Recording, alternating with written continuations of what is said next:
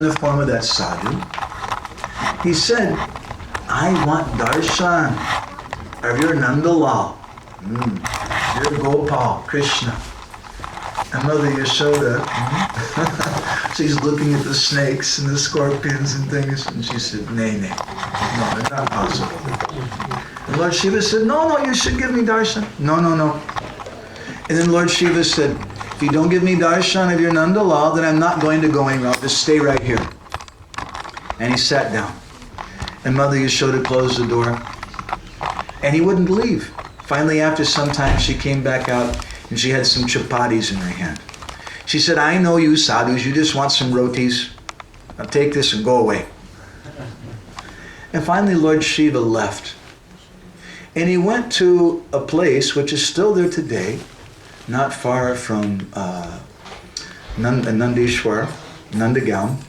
And that place is known as a Seshvan, or the place of great hope, the forest of great hope. And there in that place, Lord Shiva, he began to sing this raga known as Ashabari, or the raga of great hope.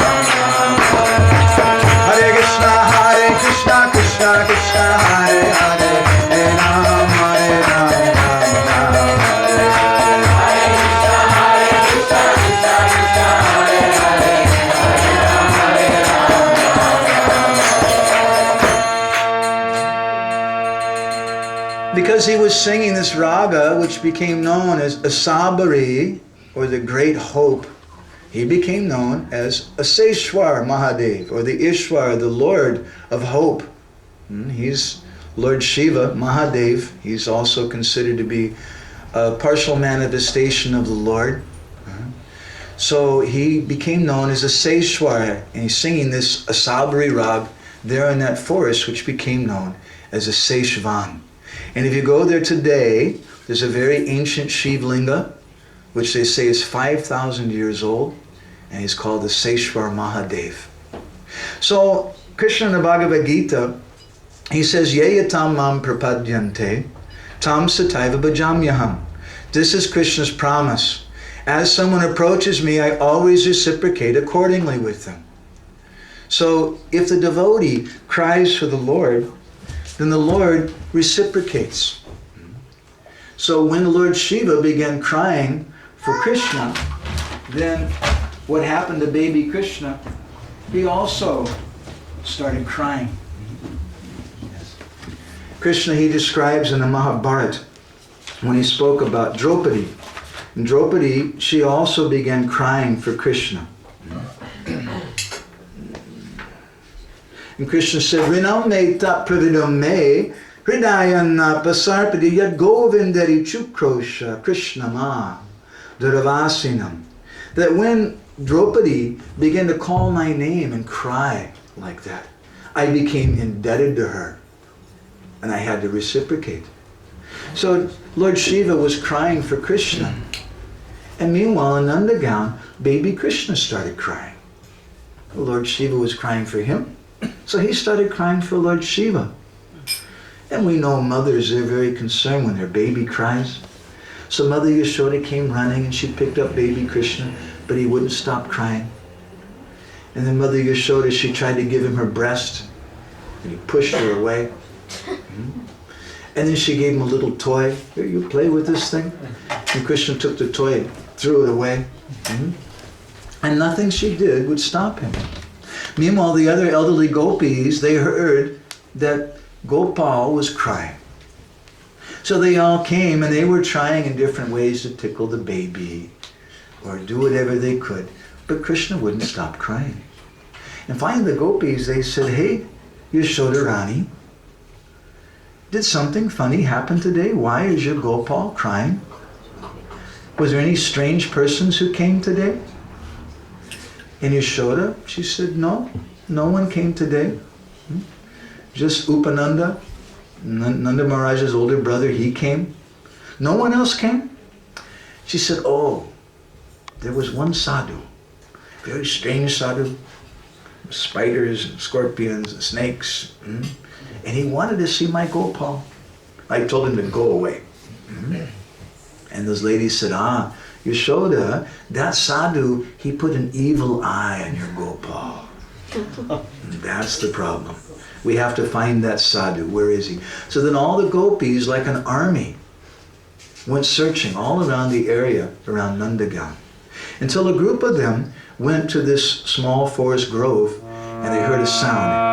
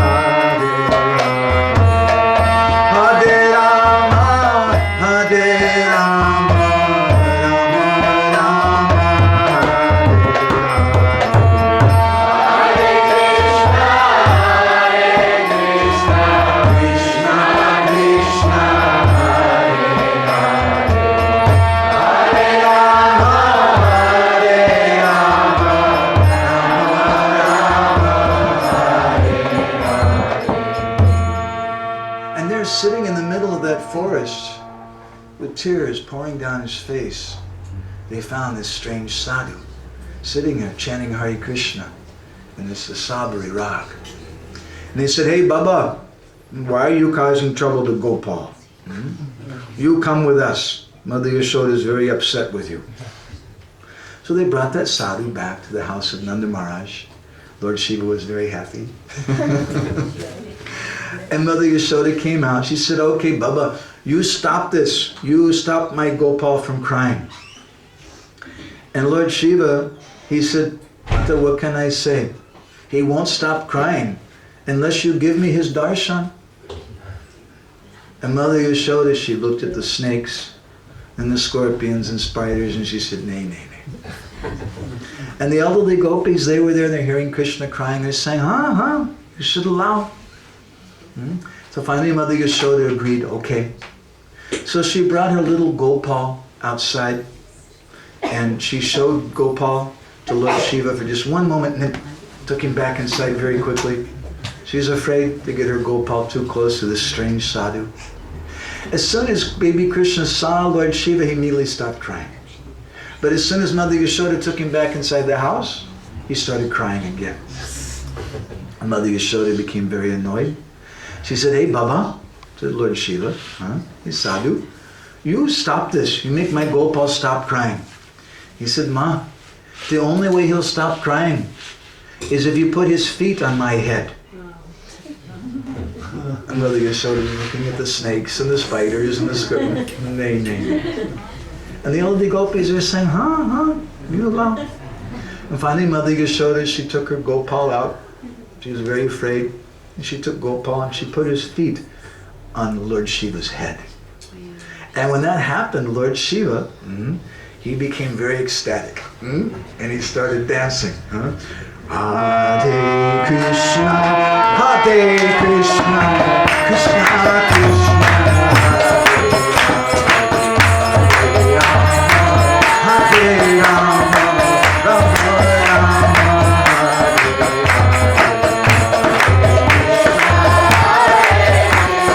Krishna Krishna.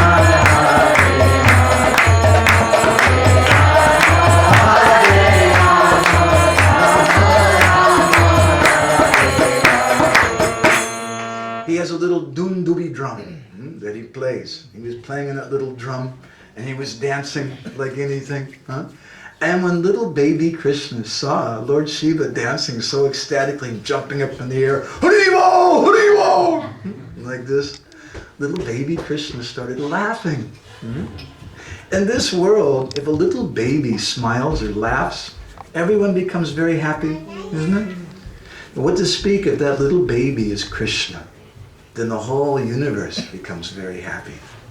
So everyone was so delighted seeing that. Mother Yashoda, she said, "Okay, Baba, you did a very good thing." She said, "What can I give to you? What would you like?" And Lord Shiva told her, he said, "The only thing that I want, every day, when you finish giving a bath to your Gopal, you give me some of that bath water. And after you give him his breakfast, his meal, you give me some of the remnants of that food." So if you go today to Nandagaon, there on top of the hill, you'll find an ancient deity, another Shivlinga, aside from Aseshwar Mahadev, another one whose name is Nandishwar Mahadev. And they say he's also from Dwarpar Yuga and was worshipped personally by Mother Yashoda and Nanda Maharaj. And every day they bring some remnants of Krishna's food to him. So this is something about art, music, ragas. These things go together. Real music means to hear the voice of God and to do something for the pleasure of God.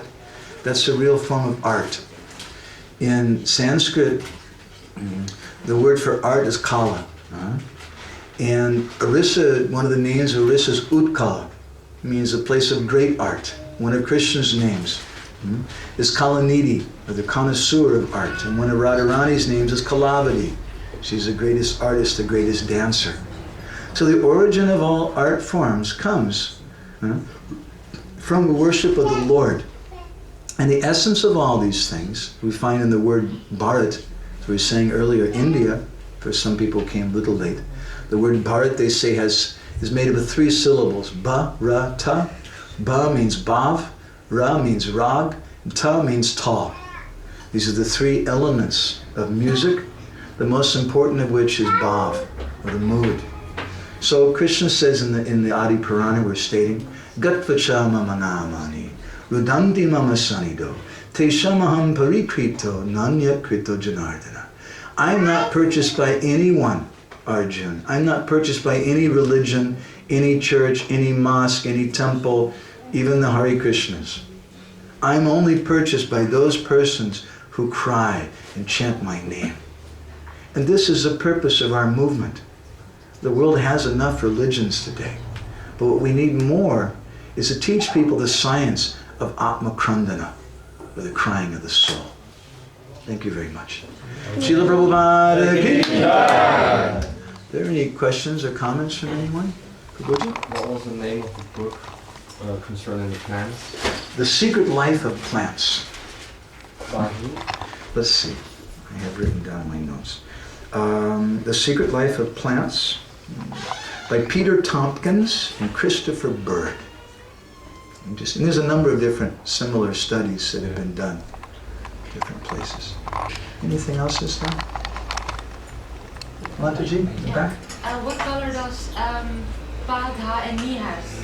Pa, Da, Ni. Yeah, the color. Pa is the color black. That's the fifth note, and that's the sound of Krishna's flute, primarily. And the color of Da is yellow. And the color of the note Ni is a combination of all different colors. I say it like that. The king that you mentioned, what was his name? Akbar? Akbar. Did he also wrote a book about dasas? Akbar was a Muslim king, but he was a very broad-minded person, and he appreciated Vedic culture very much. But he didn't write a book about dasas. Not that I've ever heard of. There's also some other musicians who have that name too, who may have written something, I don't know. Anything else is in, Prabhuji? Is it possible that anything can be done in this material world unmotivated? Anything can be done? Yeah, in material world unmotivated. The people unmotivated. Can anything be done that's unmotivated? Yeah, Oh, this is a very good question. Thank you. You're correct. How in this material world we can't find anything unmotivated? Yeah, it seems impossible. Yes, there's two types of love. Hoitaki priti and ahoitaki priti. Hoitaki priti means love with a motivation. And that's what we mostly see. You know, this boy tells a girl, I love you. But what he really loves is what? The way she looks. If you ask him, what is it you love about her? The way the sun shines through her beautiful hair. So then, Bubba, buy a wig, hang it in your window. You can have your sweetheart with you all the time. Or no, it's the feel of her skin. Huh? Okay, so take her to the park in the summertime and let her get a sunburn. And then when her skin peels off, you can collect it in a bag. And you can keep it so you can have your sweetheart with you all the time. If you take off that little, what they say, 1/10 of an inch thick layer of skin, who will be interested in that girl? No matter how big her assets may be, or how beautiful her body may be, if she has no skin, who's interested in that? So what is the love in this material world?